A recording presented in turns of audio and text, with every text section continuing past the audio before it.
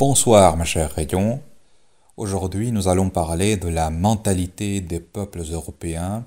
Et qu'est-ce que je veux dire par mentalité? Je veux dire surtout le mode de fonctionnement.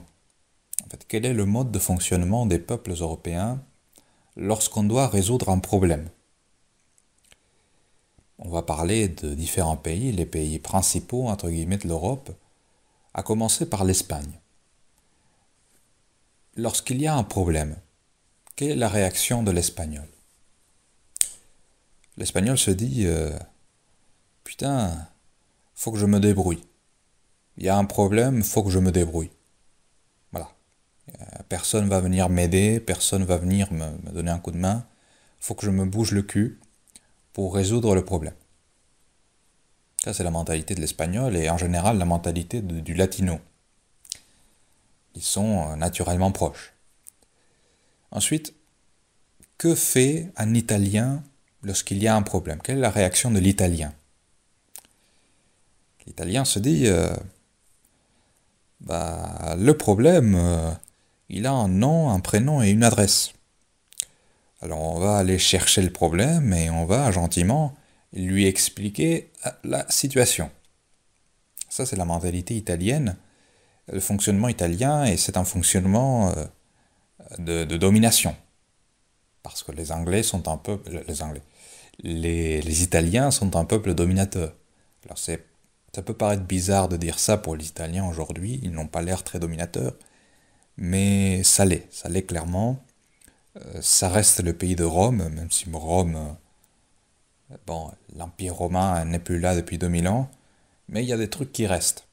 Et les trucs qui restent, c'est cette volonté de dominer et cette croyance que c'est en dominant l'autre qu'on va résoudre les problèmes. Ensuite, lorsqu'il y a un problème, quelle est la réaction de l'anglais? L'anglais, le roast beef, qu'est-ce qu'il fait? Et ça s'applique aussi aux Américains. Eh bien, l'anglais, lorsqu'il y a un problème, il va dire faut négocier. Faut qu'on se rassemble et faut qu'on parle. Et c'est par la négociation et par l'expression, par la parole, qu'on va résoudre les problèmes. Ensuite, l'allemand. Lorsqu'il y a un problème, quelle est la réaction de l'allemand? L'allemand se dit j'ai pas assez travaillé. S'il y a un problème, c'est parce que je n'ai pas assez travaillé, je n'ai pas assez fait d'efforts, et donc il faut que je travaille plus. Il faut que je fasse plus d'efforts. Il y a cette croyance que c'est par le travail qu'on va résoudre les problèmes.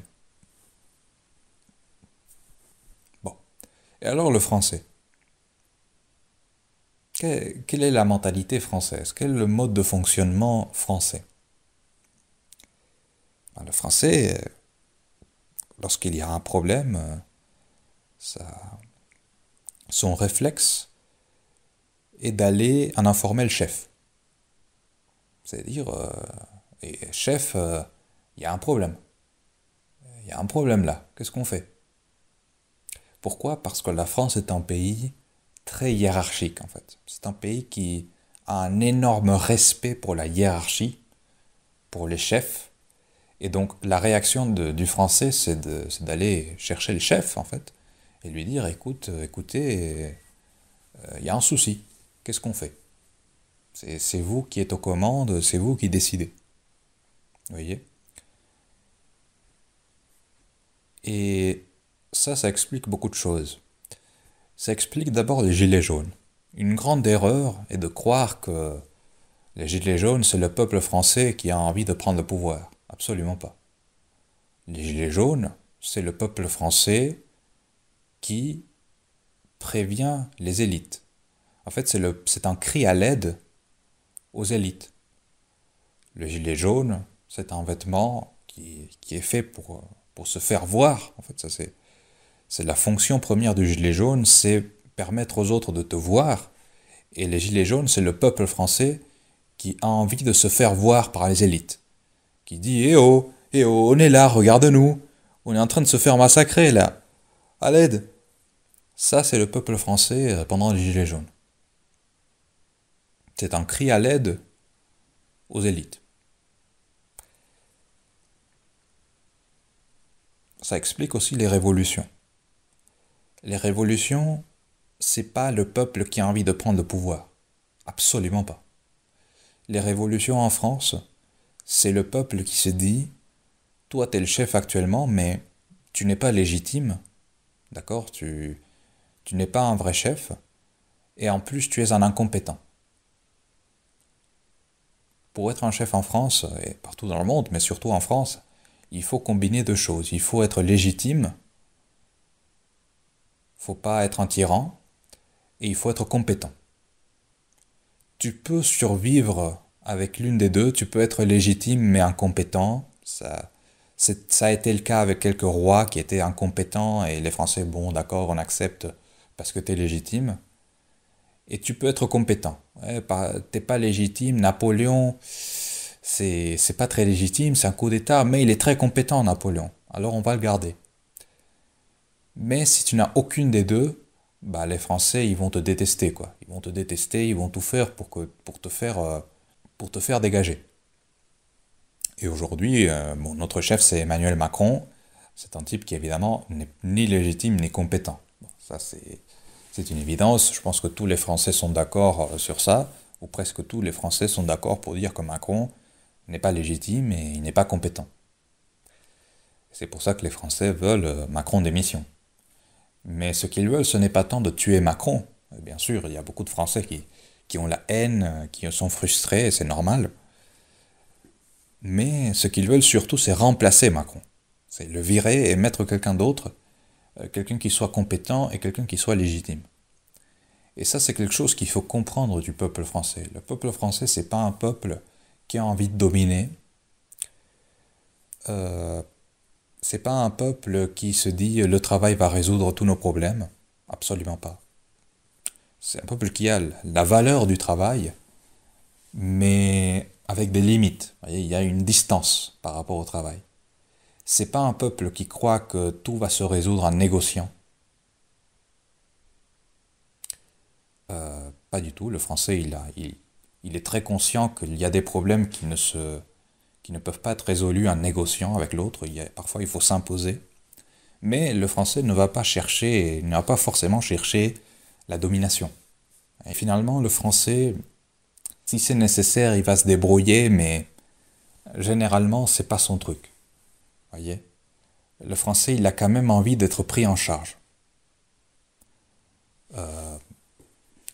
Le français ne doit pas être complètement dépendant non plus, hein, faut pas abuser.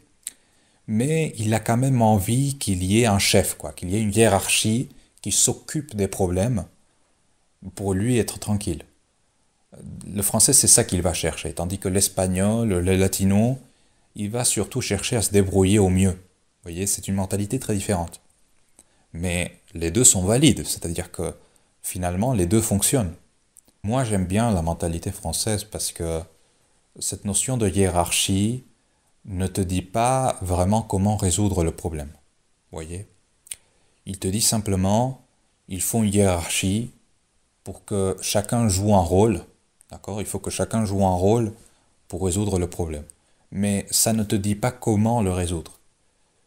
Tandis que les autres pays, il y a une tendance, bien sûr, c'est des grandes esquisses, hein. C'est pas, les Italiens ne sont pas tous des mafieux qui vont aller te chercher. Non, tout le monde est capable de négocier, tout le monde est capable de travailler plus, tout le monde est capable de jouer le dominateur.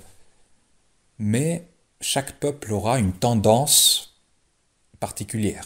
Vous voyez, chaque peuple aura tendance à préférer une solution plutôt qu'une autre. Et la solution du français, c'est la hiérarchie. Mais la hiérarchie ne te dit pas comment résoudre le problème.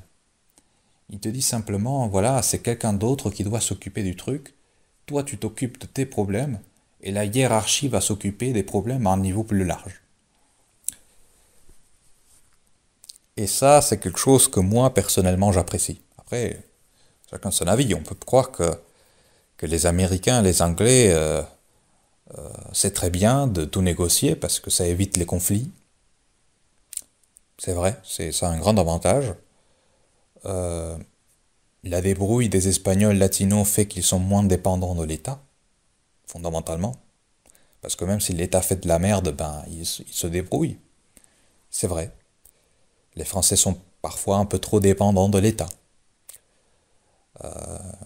Les Italiens, on peut dire, c'est très bien parce que si on domine sur les autres, bah, on va pas se faire enculer. On va pas se prendre des tyrans.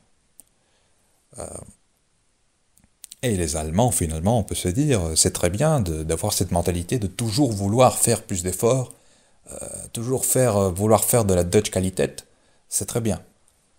Mais ce sont des solutions qui ne peuvent pas s'appliquer partout, voyez. Et donc voilà, c'est tout ce que j'avais à dire pour aujourd'hui. J'espère que vous avez apprécié cette vidéo et je vous dis à la prochaine, mes chers rayons.